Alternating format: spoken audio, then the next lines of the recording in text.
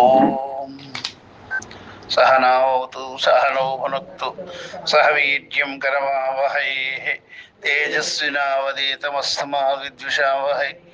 ఓం శాంతి శాంతి శాంతి. హరి ఓం శ్రీ గురుభ్యో నమ. హరి ఓం తత్సత్. బ్రహ్మసూత్ర శంకర భాష్యం ఇది. దానిలో మనం సర్వ అభేదాత్ అన్యత్ర ఇమే సూత్రం కదా.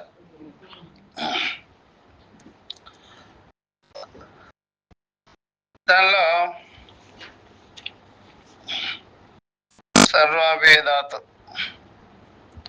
సర్వాభేదాధికరణంలో సర్వ అభేదాత్ అన్యత్ర ఇమే అని. ఇప్పుడు మన భాష్యం చెప్పాలి సార్. ఈ విధంగా వాజినాం చాందోగ్యానాంచ ప్రాణ సంవాదే శ్రైష్ట్య గుణాన్వితస్య ప్రాణస్య ఉపాస్యత్వం ముక్తం వాగాదయోపి తత్ర వశిష్టత్వాది గుణాన్వితాః ముక్తాః తే చ గుణాః ప్రాణే పునః ప్రత్యర్పిత యద్వా అహం వశిష్టాస్మి త్వం తద్వశిష్టోసి ఇత్యాదినా అన్వేషామపి తు శాకినాం కౌశీతకి ప్రభృతీనాం ప్రాణ సంవాదేషు అథాతో సాధనానాం ఏతాః వై దేవతా అహం శ్రేయసే వివదమానాః ఇతి ఏవం జాతీయకేషు ప్రాణస్య శ్రైష్ఠ్యం ఉక్తం నతు ఇమే వశిష్టత్వాదయోపి గుణాః ఉక్తాః తత్ర సంశయః. కాబట్టి ఇక్కడ తత్ర సంశయః. నిన్న పాఠంలో ఈ ప్రకారంగా వాజసిని ఉపనిషత్కారులు, శాఖాకారులు, చాందోగ్య ఉపనిషత్కారులు వాటిలో ప్రాణ సంవాద ఘట్టాలు వచ్చినప్పుడు సందర్భాలు ప్రాణ శ్రేష్టత్వాన్ని గురించి, వాటి ప్రాణ గుణత్వాన్ని గురించి దాన్ని చెప్పడం ఉపాసనాపరంగా చెప్పారన్నమాట. ప్రాణమే ఉపాసన విషయం, సూత్రాత్మ అని కూడా అంటాం. ఇలాగా వశిష్టము మొదలగు గుణాలు అవన్నీ కూడా వాక్కు మొదలగు వాటి అచ్చట చెప్పారు. వశిష్టాది అంటే ఋషుల యొక్క గుణాలు, వారి యొక్క ఉత్కృష్టమైనటువంటి భావాలు కలుగుతాయి ప్రాణోపాసన వల్ల. అంటే ఇంద్రియోపాసన అంటే అంతర్ముఖం చేయడం, శమధమాదులు కలిగించుకోవడం వగైరా. కాబట్టి ఈ విధంగా వాక్కు ఎందు కూడా చేరుతాయి. అది ఆ రకమైనటువంటి గుణాలు. అంటే వాక్కు కూడా పరిశుద్ధమై ఇక ఉపనిషద్ విద్యనే చెబుతూ ఈ జ్ఞాన విషయాలనే చెబుతూ ఉంటుంది. లోకంలో చాలా మంది వాక్కు దేనికి వాడతారో మనకే తెలిసిపోతుంది. శుద్ధ లౌకిక, అది ఏదో ధర్మం పేరుతో ఏదో దేవుడి పేరుతో చెప్పేది కూడా మళ్ళీ అది కూడా అల్పమైన విషయాలు, సాధన సాధ్యాలు, లేకపోతే ధర్మాధారాలు, పుణ్య పాపాలు ఇట్లా ఉంటాయి. తత్వపరంగా వాడేదే ఉండదు అసలు. తత్వపరంగా యొక్క పారమార్థిక పరంగా వాడేది ఏముండదు. అది ఉపనిషత్తులు, భగవద్గీత తెలిసినప్పుడు ఇందులో మనసులో ఏది ఉందో వాక్కులో ఉంటుంది, వాక్కులో ఉన్నదే మనసులో ఉంటుంది. మనమే వాచి ప్రతిష్ఠితం, వాంగ్మే మనసి ప్రతిష్ఠిత అన్నట్టుగా ద్వైతం భావాలన్నీ నోటి మీదకి వస్తుంది. ఈ ద్వైతం మాటలన్నీ మనసులో చేరి ఉంటాయి. ఇట్లాగా అది ఉత్కృష్ట గుణాలే కావు. వశిష్ఠత్వాది గుణాలుగా అవి. వాళ్ళేం ద్వైతాన్ని మాట్లాడలేదు, అల్పత్వాన్ని మాట్లాడలేదు కదా. ఆ ప్రకారంగా ఆ గుణములను ప్రాణముల యందు మరలా అప్పగించినట్లు చెప్పారు. ఆ గుణాలన్నీ ప్రాణాలు అంటే ఇంద్రియాలలో ఉంటాయి. అందుకనే వాళ్ళు ఏం చేశారు, ఇంద్రియాలుగానే మనసు కూడా ఇంద్రియమే. నేను వశిష్ఠుడును లేదా నీవు వశిష్ఠుడు అనే మాటలే ఉంటాయి వాళ్ళ దగ్గర. సర్వం కల్విదం బ్రహ్మ, అమృతస్య పుత్ర, ఇట్లాంటి మాటలే ఉంటాయి. అలాగా కౌశీతకము మొదలుగా ఉపనిషత్ శాఖలు ఉంటాయి. శాఖలు అనగానే ఉపాసనా భాగాలు ఉంటాయి. వాటిలో ప్రాణ సంవాదాలలో కూడా ఇక్కడ నుంచి శ్రేష్టమైన దానిని మనం విచారిస్తాము అని చెప్పారు. శ్రేష్టము అది, శ్రేష్టం అంటే గొప్పది, సద్గుణాలు, వాల్యూస్ ఇవి. అమానిత్వాది గుణాలు, వాల్యూస్ అనగానే మంచి గుణాలు ఏవరా అంటే అంతర్ముఖానికి వెళ్ళేవన్నీ మంచి గుణాలే, బహిర్ముఖానికి వెళ్ళేవన్నీ చెడ్డ గుణాలు అన్నమాట. అంతర్ముఖానికి చేర్చేవన్నీ మంచి గుణాలు, బయటికి పోయేవన్నీ చెడ్డ గుణాలు. అంటే బయట ఉండడు పరమాత్మ, హృదయం ఏందే ఉంటాడు. అందుకనే ఈ ప్రాణేంద్రియాలన్నీ లోపలికి వెళ్ళినాయి అనుకోండి, పరమాత్మ దగ్గరికి వెళ్ళిపోతున్నాయి. అది కాదని పరాంచి కానీ వితరణ స్వయంభో పరాంగ్ పశ్యతి నాంతరాత్మ అయిందనుకో చెడ్డ గుణాలు. అది ఊర్ధ్వము అధః పతనం, అధః పతనం. ఇంద్రియాలన్నీ బాహ్య విషయాల గురించి మాట్లాడుకుంటుండే, విధి నిషేధాల గురించి మాట్లాడినా సరే అది కూడా ఈ ఉత విషయాలు, అల్పమైనవి. అది కూడా ఉత్కృష్టమైనవి కానీ కాదు. విధి నిషేధం, పుణ్యం పాపం, ధర్మం అధర్మం, ఇది కూడా ఉత్కృష్టమైన గుణం కాదు. అమానిత్వం, అదంబిత్వం, అహింస, శాంతి, ఆర్జవం ఇత్యాదులన్నీ కూడా మంచి గుణాలు. అందుకని వాళ్ళు ఆ మాట చెప్పారు. ఈ దేవతలు తమ తమ శ్రేష్టత్వాన్ని గురించి వివాదపడుతూ ఒకరొకరు ఎవరు శ్రేష్టమైన గుణం కలిగిన వారు మొదలైనటువంటి వాటిలో ప్రాణం శ్రేష్టమన్న సంగతి నిశ్చయమనేది. అన్నిటికీ కూడా ప్రాణం ఉండాలన్నమాట. ప్రాణం లేకపోతే సత్ ప్రాణం అనమాట. ఇంద్రియాలంతా కాపాడేది సత్ ప్రాణం అనమాట. ఆ సత్ ప్రాణం యొక్క ఆధారం చేతనే ఇంద్రియ ప్రాణములు మనగలుగుతున్నాయి, ఉంటున్నాయి అని అర్థం. సత్ ప్రాణం శ్రేష్టమైన సంగతి నిశ్చయమైనది.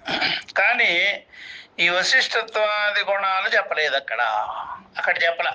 ప్రాణమే శ్రేష్టం అని చెప్పారు. ఇప్పుడు ఏంటంటే ఈ ఋషులు యొక్క సద్గుణాలన్నీ ఆ మనసులోకి చేరుతున్నాయి.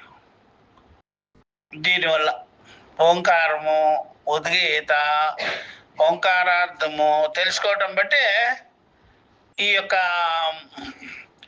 ఎంతమంది సౌనకాది మహర్షులు ఉన్నారో, ఎంతమంది ఈ కేనోపనిషత్తులో చెప్పబడినట్టుగా ఋషులు ఉన్నారో వాళ్ళ గుణాలన్నీ దానిలో చేరుతున్నాయి అన్నమాట. ఇక్కడ ఇట్లాంటప్పుడు సందేహం వస్తుంది అన్నమాట. ఆ సందేహాన్ని నివృత్తి చేసుకోవాలి. ఇది చెప్తున్నాను అనమాట. తత్ర సంశయః కిం ఇమే వశిష్ఠత్వాదయో గుణాః క్వచిదోక్తాః అన్యత్రాపి అస్యేరన్నా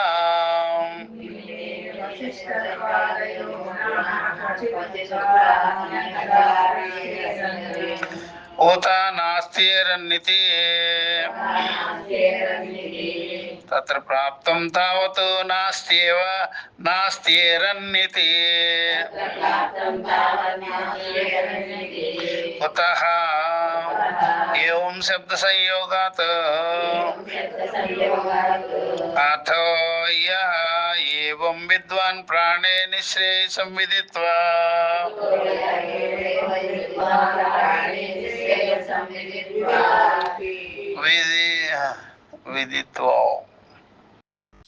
విదిత్వా ఇతి తత్ర పక్షః సరే సరే. తత్ర తత్ర తత్ర ఏవం శబ్దేన వేద్యం వస్తు నివేద్యతే.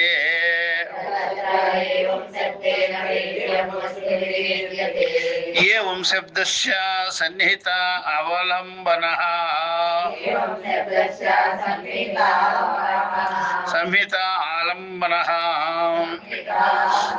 న శాకాంతర పరిపఠితం.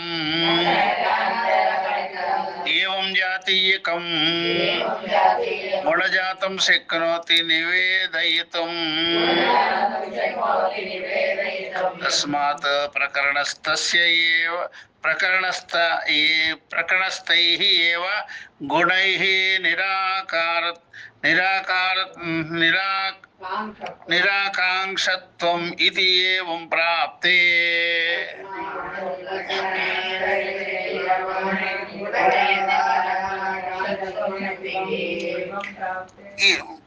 ఈ ప్రకారంగా ఏవం ప్రాప్తి అనేది మళ్ళా ఏవం ప్రాప్తి ఇంతవరకు. కాబట్టి వశిష్ఠత్వాది గుణాలు కొన్ని శాఖలలో మనకి కనిపిస్తున్నాయి. వీటిని వేరొక శాఖలలో కలపవచ్చా కలపరాదా అని సందేహం వచ్చినప్పుడు కలపరాదని కొందరు చెప్పారు, కలపకూడదు. ఎందుకని చెప్పారు? ఏవం ఇలాగే అనడం వల్ల ఇలాగే తెలుసుకోవాలి అని చెప్పారు. తర్వాత అంటే కలపరాదు అట్లా కలపకండి. తర్వాత ఏ జ్ఞాని ఇలా గ్రహించి ప్రాణము శ్రేష్టమని గ్రహించి అన్న చోట ఇలా అన్నారు కలపరాదని. దీనివలన దగ్గరలో అప్పుడే చెప్పిన విషయాన్ని ఇలా అన్నది అనేది సూచిస్తూ ఉన్నది. ఇలా చెప్పారు కలపకూడదని. కనుక దగ్గరలో ఉన్న శాఖలోని విషయాన్ని సూచించే ఏవం శబ్దము శాఖాంతరములలో చదవబడిన ఇట్టి గుణములను సూచించజాలదు. కాబట్టి ఈ ప్రకారంగా వేరే వేరే శాఖల్లో ఏవేవి కనిపిస్తున్నాయో అవి ఏవం శబ్దం శాఖాంతరంలో చదవబడినట్లుగా ఇట్టి గుణాలని మనము దీన్ని ఇది చెప్పడం లేదు, సూచించటం లేదు. కాబట్టి కలపకూడదు అని. కనుక ఎక్కడ చెప్పారో అక్కడికే ఆ వశిష్ఠత్వాది గుణాలు. కనుక తన ప్రకరణంలోని గుణములతోనే అది సరిపెట్టుకుంటుంది. అంటే ఏది వాజస్నేయ శాఖలో చెప్పారో, ఏది చాందోగ్యంలో చెప్పారో, ఏది కౌశితకంలో చెప్పారో దేనికి సపరేట్ అన్నమాట. ఒకవేళ చాందోగ్యంలో బృహదారణ్యకంలో మనం తీసుకోవచ్చే కానీ కౌశితకం అట్లాంటి శాఖల్లో తీసుకోకూడదు. ఎందుకంటే అది భేదపరంగా చెప్పుండొచ్చు, ఇక్కడేమో అభేద పరంగా చెప్పినారు, అందుకని అవి తీసుకోకూడదు అని చెప్పేసినారు. ఎందుకు ఇది వచ్చింది ఈ సందర్భాలు అంటే వశిష్ఠత్వాది గుణములు ఏదైతే ఈ యొక్క ప్రాణం గురించి తెలుసుకునేటప్పుడు అవన్నీ కలుపుకోవాలి, సత్ప్రాణంలోనే తీసుకోవాలి. అభేదత్వాత అన్నారుగా, ఇంకా మిగిలిన వాళ్ళని తీసుకోరాదు అట్లాగా, అది వేరు. ఎందుకంటే దానికి అది దేవతలో ఐక్యమయ్యేది ఉంటుంది. ఆ దేవతలో ఐక్యమయ్యేటువంటివన్నీ ఇక్కడ పనికిరాదు. ఏది ద్వైతపరంగా దేవాత్మ గమనము అని చెప్పుంటారో అది అక్కడికే, అది శాఖ అంటారు. ఇదేం అట్లా కాదు, ఇది ఇంద్రియాలలోనే ఉండేటువంటి వశిష్ఠత్వాది గుణాలు ఏదైతే ఉందో అది సత్తు కంటే అన్యముగా లేదు అని గ్రహించాలి. ఇక్కడ ఇది ఆధ్యాత్మిక విషయాలు అన్నమాట. ఇట్లా ఉండగా ఈ విషయం చెప్తున్నారు. ఏవం ప్రాప్తే ప్రత్యాహ అస్యేరన్నిమే గుణాః క్వచిదుక్తాః వశిష్ఠత్వాదయో అన్యత్రాపి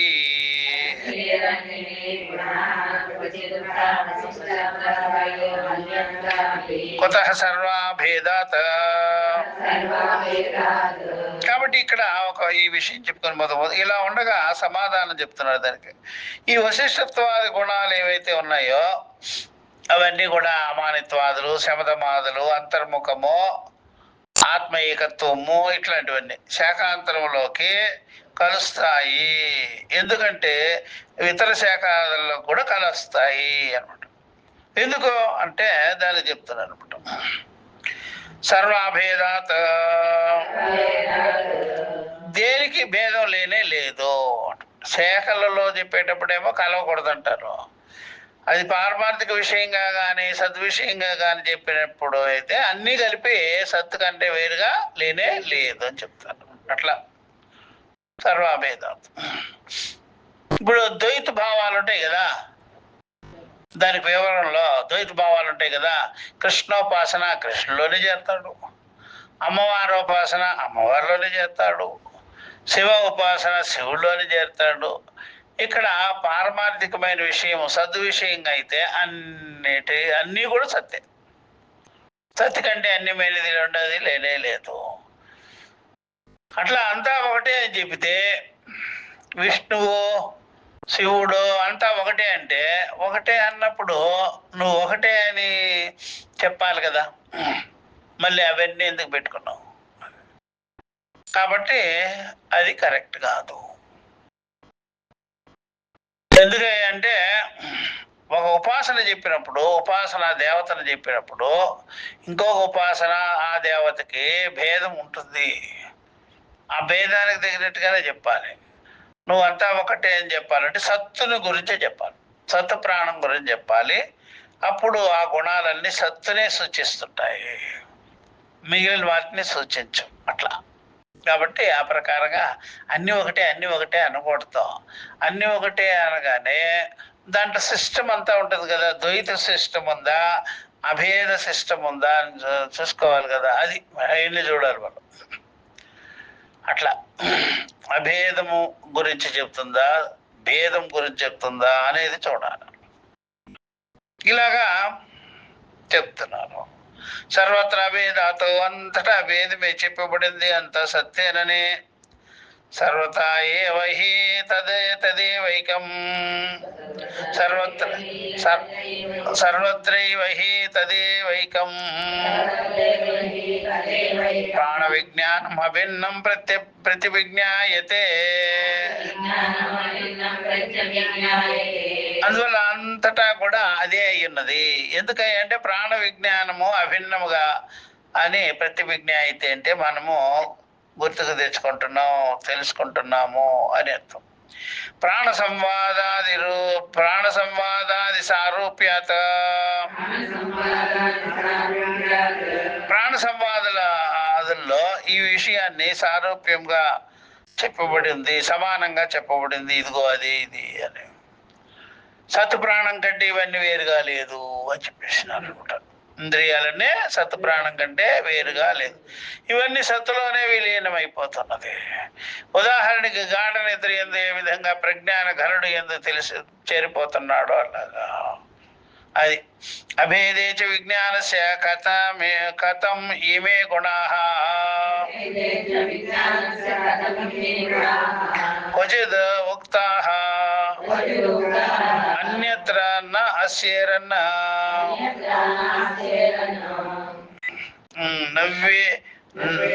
నవ్యేవం నను ఏవం నవ్యేవం అన్నదంటే నను ఏవం శబ్దః తత్ర భేదేన ఏవం జాతీయకం గుణజాతం వేజిత్వాయ సమర్పయతి ఇత్యుక్తం. అత్ర ఉచ్యతే యద్యపి కౌశితక బ్రాహ్మణగతేన ఏవం శబ్దేన వాజసినే బ్రాహ్మణగతం గుణజాతం అసంశబ్దితం అసంవిహితత్వాత్ తదాపి తస్మిన్నేవ విజ్ఞానే వాజసినేయ బ్రాహ్మణగతేన ఏవం శబ్దేన తత్ సంశబ్దితం ఇతి న పరశాఖాగతం అపి అభిన్న విజ్ఞాన అవబద్ధం గుణజాతం స్వశాఖాగత్వాది శిష్యతే నచ ఏవం సతే శ్రుతహాని అశ్రుతకల్పనా వా భవతి ఏకస్యామపి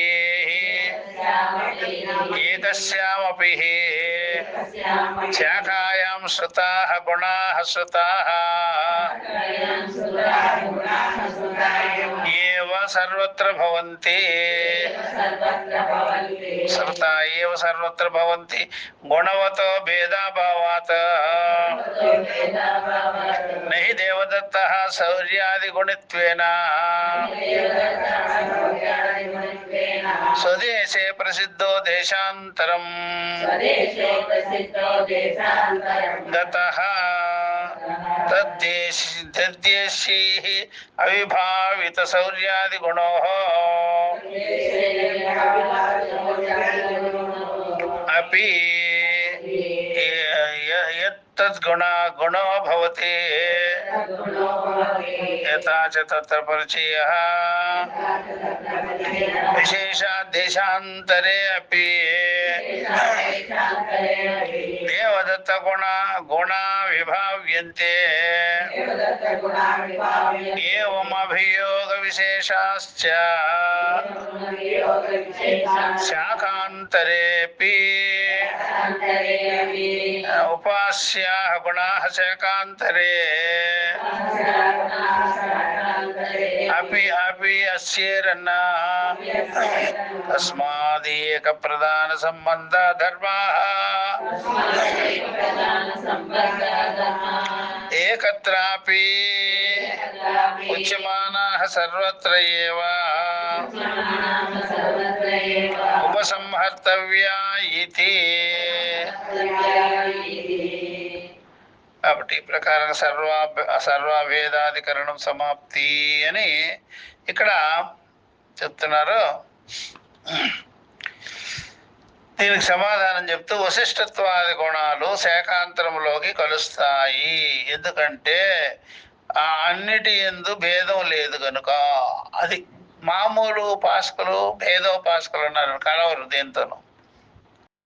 అభేద ఉపాసకులు ఉన్నారు, ఏకత్వ జ్ఞానం కలిగి ఉన్నారే.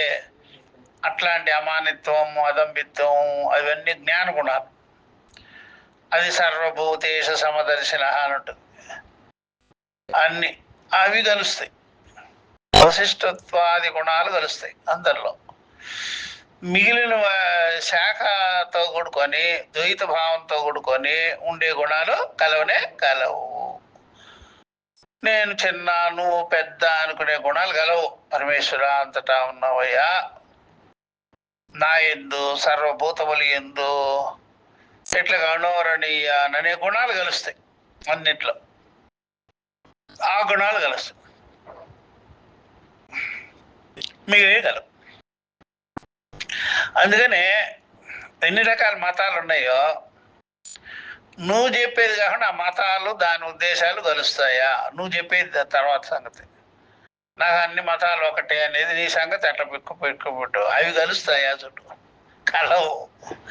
కలవు అంటే నీ దృష్టి అది, అంతే. అవి వాటి దృష్టి కాదు. అది నీ దృష్టితో నువ్వేమో అన్నీ ఒకటే అంటున్నావు. వాటికి మాత్రం ఒకదానికి సంబంధమే లేదు. అట్లా నీకు కావచ్చు, నీ పిల్లలు, నీ సంతానం, వాళ్ళిద్దరు కొట్లాడుకుంటున్నారు. అది అందుకని వాటి సంగతి చెప్పు, కలిసేటట్టుగా ఉన్నాయి. అందుకని వశిష్ఠత్వాది గుణాలు మరి అందరితో ఏకమవుతారు. కానీ ఈ శాఖాభేదములతో కూడుకొని, ద్వైత భావాలతో కూడుకొని అల్పత్వాది గుణాలు కలిగి ఉంటాయి. అవి చేరవు దేనిలోకి, చేరవు. అది వేరే. అందుకని అన్నిటి యందు భేదం లేదు కనుక సత్తే ఉన్నది దాంట్లో. అన్ని చోట్ల అదే ప్రాణ విజ్ఞానం తేడా లేనిదిగా గుర్తింపబడుతుంది. అన్ని చోట్ల ప్రాణ విజ్ఞానమే ఉంటున్నది. ప్రాణ విజ్ఞానం లేకుండా ఏదీ లేదు అన్ని చోట్ల. ప్రాణ సంవాదము మొదలైనదంతా సమానంగా ఉన్నది. ప్రాణ సంవాదం అంతా కూడా ప్రాణం గురించే కదా, సత్ ప్రాణం గురించే కదా, మామూలు ప్రాణం గురించి చెప్పలేదు కదా అది. కాబట్టి విజ్ఞానాలు అభిన్నమైనప్పుడు మరొక చోట చెప్పిన అవే గుణాలు ఎందుకు గ్రహించబడవు? విజ్ఞానాలంతా సమానంగానే ఉంది కదా, ఇంకొక చోట ఎందుకు గ్రహింపబడవు అని క్వశ్చన్ వస్తే దానికి చెప్తాను. అయ్యా, ఏం అనే శబ్దము అచటచట భిన్నంగా చెప్పిన ఇటువంటి గుణాలను జ్ఞేయంగా సమర్పిస్తున్నది కానీ శాఖాంతరములోని కావని చెప్పాము కదా, శాఖాంతరంలోని కాదు. కాబట్టి ఏవం ఈ ప్రకారంగా అక్కడక్కడ భిన్నంగా చెప్పిన ఇటువంటి గుణాలను జ్ఞేయంగా సమర్పిస్తుంది, తెలియబడుతుంది కదా ఇదిగో అని. కాబట్టి శాఖాంతరంలో అవి కావు అవి అని చెప్పాము కదా. దీనికి సమాధానం చెప్తూ, అయ్యా అట్లా కాదు, కౌశితికి బ్రాహ్మణంలోని ఏవం అని దూరమైన వాజస్నేయ బ్రాహ్మణులోని గుణ సమూహమును సూచింపజాలదు. భేదంగా ఉండేటువంటి కౌశితకంలో ఉండేటువంటి అవి గుణభేదములు ఉన్నాయి. ఇక్కడ వాజస్నేయంలో కానీ చాందోగ్యంలో కానీ ఆ బ్రాహ్మణంలో గుణ సమూహమును చెప్పడం లేదది. అయినా వాజస్నేయ బ్రాహ్మణంలోని ఏవం శబ్దము వాజస్నేయంలోని గుణాలను సూచిస్తున్నది. కాబట్టి వాజస్నేయ ఉపనిషత్తులో ఆ బ్రాహ్మణాంతర్గతంగా ఏవం అనేటువంటి శబ్దాన్ని చెప్పినారు కదా, అది వాజస్నేయంలోని గుణాలని చెప్తున్నది. ఏమిటంటే వశిష్ఠత్వాది గుణాలు. ఇక ఇవి పరశాఖలలో ఉన్న ఒకే విజ్ఞానానికి సంబంధించిన గుణ సమూహం కనుక స్వశాఖాగతమైనటువంటి గుణ సమూహంతో సమానమని గ్రహించాలి. వాటి శాఖలకి సంబంధించిన గుణాలే కానీ అవన్నీ కలిపి ఏవం అనే మాట ఇక్కడ ప్రాణ సంవాదంలో చెప్పినటువంటి సత్తు ప్రాణం విషయం కాదు. అది గ్రహించవలసింది ఏంటయ్యా అనే నిర్ణయం ఇప్పుడు చేసినప్పుడు దీనివలన శృతికి హాని జరిగి శృతిని వదిలివేసి అశ్రుత కల్పన, శృతిలో లేని విషయాలంతా కల్పన చేయడం జరుగుతున్నది. కాబట్టి ఒక శాఖలో వినబడిన గుణాలు అన్ని శాఖలలోనూ వినబడినట్లే, ఒక శాఖలో కానీ గుణాలు చెప్పినట్లయితే అన్ని శాఖలలో కూడా ఆ గుణాలు అంతే. గుణి ఒకటే అయినప్పుడు గుణాలు ఎక్కడున్నా గుణికి చెందుతాయి, అది గుర్తించాలి. సత్తు ప్రాణము అనగానే ఇవన్నీ కలిపి సత్తు ప్రాణం కంటే వేరుగా లేదు, గుణి అయినటువంటిది ఒకటే వీటికి అంతా కలిపి సత్తు ప్రాణమే అని నీకు ఎప్పుడైతే తెలుస్తుందో అన్ని గుణాలు దానిలో చేరుతాయి. అందుకని మూలం తెలియకుండా ఉండేవాళ్ళు ఉంటారే, వాళ్ళు అన్ని కలపలేరు. మూలం తెలియకపోతే కలపలేరు. మూలం తెలిసిన వాళ్ళు ఏం చేశారు, అన్నీ కలిపి దానిలో చేరిపోతాయి. అప్పుడు దాన్ని చెప్పాలి, ఇవన్నీ చెప్పకూడదు, ఇక దానినే చెప్పాలి. అప్పుడు ఈ ద్వైతమంతా తొలగించుకొని అద్వైతాన్ని ప్రతిపాదన చెయ్యాలి. అప్పుడు అన్ని మతాలు ఒకటే అనకూడదు, మళ్ళా దానికి వచ్చేయాలి, ఆ అద్వైతంలో కూర్చోవాలి, ఇవన్నీ వదిలేయాలి. జ్ఞాతే ద్వైతం నవిద్యతే, అది కావాలి ఇది కావాలంటే కుదరదు, కన్ఫ్యూజ్ అవుతారు. అందుకని అన్నిటినీ తొలగించేసేసి ఏ సత్తు ఏదైతే ఉందో, ఏది యథార్థం ఏదైతే ఉందో, అన్నిటినీ కలుపుకునేసేది ఏదైతే ఉందో దానిలోకి చేసేయాలి. అట్లా ఈ ప్రకారంగా ఎవడైనా చెప్పినారనుకోండి, అన్నిటినీ ఆ పరమార్థ దృష్టితో చూస్తున్నాడు అంటే అదేం కొత్త మతమేం కాదు, ఉపనిషత్తుల్లో ఉన్నది, సొంతమేం కాదు. వశిష్ఠాది మహర్షులు ఏది చెప్పారో, సౌనకాదులు ఏదైతే తెలుసుకొని ఉన్నారో అదే. కాబట్టి నువ్వు కొత్తగా ఏమి క్రియేట్ చేయొద్దులే, అన్నిటినీ కలిపేసేది. అన్నింటిని కలిపేస్తే అన్నిటికీ నామరూపాలు లేకుండా చేసేసి అప్పుడు అద్వైతముగానే చూడుము. అప్పుడు అద్వైత సిద్ధాంతం ప్రతిపాదన చేయి, నువ్వు చూద్దాం. ఎందుకంటే ఆల్రెడీ ఉపనిషత్తులు అద్వైత సిద్ధాంతాన్ని ప్రతిపాదించుకొని ఉంది, అన్నిటినీ కూడా వాళ్ళు తొలగించేసినారు. మరి అలాగే చేయొచ్చుగా, అలా చేయరు. మళ్ళా ఆ సింబల్ పెట్టుకోవాల్సి వస్తుంటారు. అంటే ఇంకా సింబల్ని బతికిస్తారా? ఇంకా అవన్నీ ఎందుకు నామరూపాలు? ఆ నామరూపాలు చూపించే వివిధ మతాలు అయినాయి. ఆ వివిధ మతాలు, వివిధ సిద్ధాంతాలు ఎప్పుడైతే సత్తు ప్రాణాన్ని, సద్వస్తువుని తెలియగానే ఇవన్నీ నిషేధింపబడతాయి, తొలగిపోద్ది. అట్లా చేయాలి ఈ ప్రకారంగా. అందువల్ల శృతిలో లేని విషయాల్ని కల్పించటము, శృతికి విరుద్ధంగా చెప్పటము జరుగుతుంది. దీని శృతహాని అశ్రుత కల్పన మాచక్షతే అంటారు. ఒక శాఖలో వినబడిన గుణాలు సర్వశాఖల్లో వినబడినట్లే గుణి ఒకటి అయినప్పుడు గుణాలు ఎక్కడున్నా గుణికి చెందుతాయి. కాబట్టి మొట్టేశారా స్వదేశంలో శౌర్యాది గుణ ప్రసిద్ధుడైన దేవదత్తుడు స్వదేశంలో వాడి దేశంలో శౌర్యాది గుణాలతో బాగా ప్రఖ్యాతి పొంది ఉన్నాడు దేవదత్తుడు. అన్ని వాళ్ళ దేశంలో, వాళ్ళ ఊర్లో, వాళ్ళ పట్టణంలో మంచి పేరు ప్రఖ్యాతులు ఉన్నాయన్నమాట శౌర్యాది గుణాలతో దేవదత్తుడికి. ఇతర దేశంలో తన గుణ ప్రసిద్ధి లేకపోవడం చేత అచ్చటికి వెళ్ళినప్పుడు తన గుణాలను కోల్పోదురు అనమాట. అది కోల్పోడు. ఇతర దేశంలో తన గుణ ప్రసిద్ధి లేకపోయినప్పటికీ కూడా అచ్చటికి వెళ్ళినప్పుడు తన గుణాలని పోగొట్టుకోలేడు, కోల్పోడు కదా. అంతే కదా, శౌర్యాది గుణాలు వాడి దగ్గర ఉంటుంది, పేరు లేకపోయినా ఉంటుంది. అందుకని సత్తు అనేది సర్వభూతములు యందు ఉన్నా సరే, ఆ సత్స్వరూపులై ఉన్నా సరే అహం అసత్ అనుకుంటున్నాం. చూసారా, ఉండినా సరే తాను ఉన్నా సరే లేదు అని అనుకుంటున్నాడు. తాను బ్రహ్మమే అయ్యి కూడా జీవుడు సంసారి అనుకుంటుంటాడు. మరి బ్రహ్మము యొక్క సచ్చిదానంద స్వరూప లక్షణము చీమలో, దాములో, మూర్ఖుడిలో, అజ్ఞానిలో, సంసారిలో ఉన్నా సరే దానికి ఏమాత్రము కూడా చెడు లేదు. అదేం నశించదు, అవినాశి. వీడికి లేదు, ఆ జ్ఞానం వీడికి లేదు. స్వరూపం వీడి యందు ఉన్నది. ఆ స్వరూపభూతుడే అయి ఉన్నాడు, అయినా వాడికి ఆ జ్ఞానము లేదు. చూసారా, అయినా సరే సచ్చిదానంద స్వరూపం పోతుందా, సత్తు పోతుందా? పోవు. అందుకనే వాల్యూస్ అనేది, అమానిత్వాదులు అనేటువంటిది అది మనసుకి వచ్చేటువంటి గుణాలు కాదు, ప్రకాశించే గుణాలు. ఆత్మజ్ఞానం కలగగానే ప్రకాశించేస్తాయి. అది ఆత్మజ్ఞానానికి సాధనలు అవే.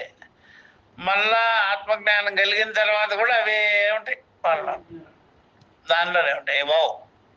కాబట్టి పోయే గుణాలు కాదు. అంటే ఆ దేశంలో పేరు ప్రఖ్యాతులు లేకపోయినా సరే వాడి శౌర్యాది గుణాలు పోగొట్టుకోలేడు. అది దృష్టాంతం ఇచ్చినారు అనమాట. ఆ ప్రకారంగా ద్వైతంలో జీవిస్తున్నా సరే, ద్వైత వ్యవహారాలలో కనిపిస్తున్నా సరే, ఆ అద్వైత తత్వం అనేది, ఆ స్థిత ప్రజ్ఞ తత్వం అనేది, ఆ బ్రహ్మవేత్త ఆ యొక్క జ్ఞానం అనేది పోదు.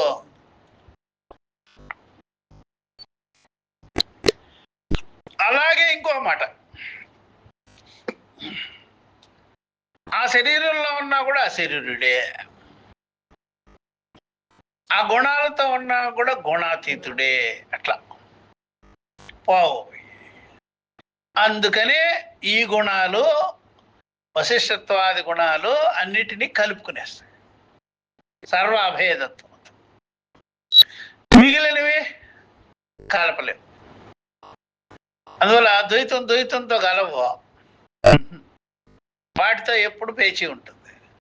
ఒక అద్వైతి అన్నిటినీ కలిపేసుకుంటాడు సత్తు జ్ఞానంతో, అది అనమాట. అందుకనే శాఖలలో కలవు, వశిష్ఠత్వాది గుణాలు కలుస్తుంది కదా శాఖల్లో కలగకపోయినా అని చెప్తున్నారు ఇక్కడ. అది తెలియవలసినటువంటి. అందువల్ల గుణి ఒకటే అయినప్పుడు గుణి ఒకటే అయినప్పుడు గుణాలు ఏదైతే ఉన్నాయో ఆ గుణికే జంతు, గుణాలు వేరైనా గుణికే జంతు. అందుకనే పాత్రధారి గుణి, పాత్రలు గుణాలు, పాత్రలు వివిధ రకాలుగా మారుతుంటాయి కానీ పాత్రధారి అనే గుణి మారదు. ఒకసారి బయటకు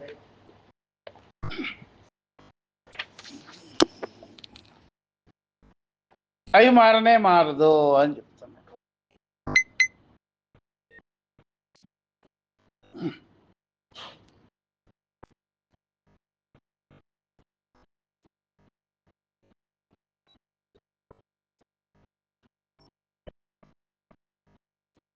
కాబట్టి ఈ ప్రకారంగా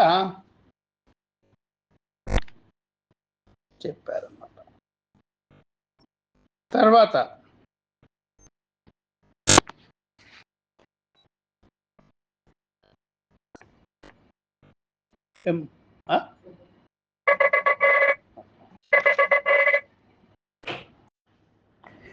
కాబట్టి ఈ ప్రకారంగా